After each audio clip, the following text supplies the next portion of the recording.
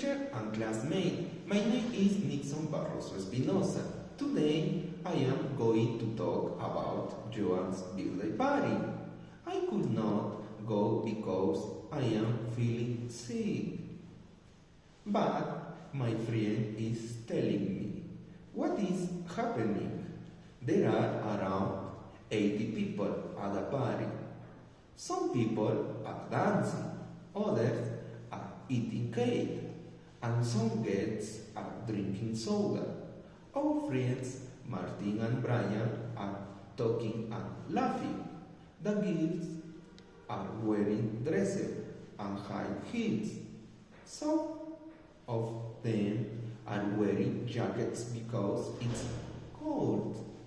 The boys are wearing jeans, shirts, and sneakers. My friend is wearing blue pants, a white sweater, and black shoes.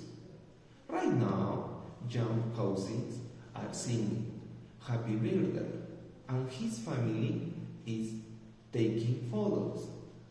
John is smiling a lot, and he is very happy. People are enjoying the music, the food, and the moment. I think this is the best party of the year. Thank you for listening. Goodbye.